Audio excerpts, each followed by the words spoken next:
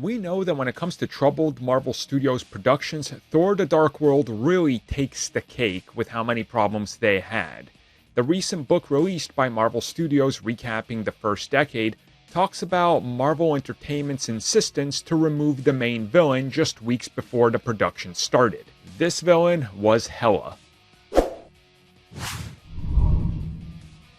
So we know originally between Iron Man 3 and Thor the Dark World, there was supposed to be a way larger female presence in both of those films. Now, of course, we've learned more about Iron Man 3 really, in regards to Ike Perlmutter not being a fan of female representation. So he decided to change major aspects of Iron Man 3, such as the main villain, and of course Thor the Dark World, which was at that time being developed by Patty Jenkins, all the way around to something that didn't resemble the early concepts and pitches of the films to the directors. Now, we did know that Hela was supposed to play a role earlier in the MCU. We just didn't know that she was supposed to be a major part of Thor the Dark World and central to this type of Romeo and Juliet plot that was going to play out between Asgard and Earth, with of course Thor and Jane Foster being on both sides. Now, while the book doesn't reveal specifically why she was cut or who mandated it,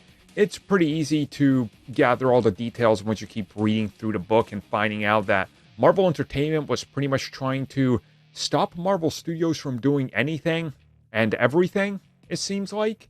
And they were really trying to almost sabotage some of the productions and what was going on.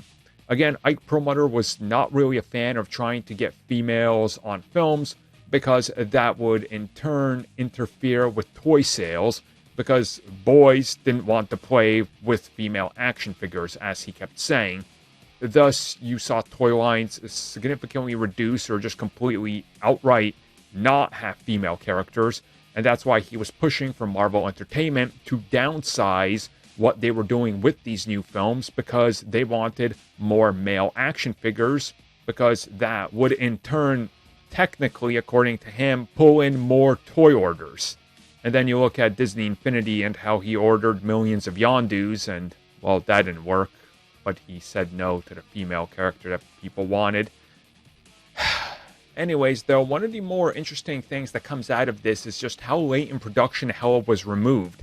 And it seems like it was only a few weeks out from when they were starting production while the script was still being worked on, which at that time also wasn't a complete vision of what even they wanted to go for and what we would get in the end, or even what anybody had agreed to. And also, from the sounds of it, when they were looking for who could finish it up and what they could do and how it was going to connect to the rest of Phase 2, there wasn't even really a through line. It was just sort of thrown together at the 11th hour after they removed Hela and Patty Jenkins walked away.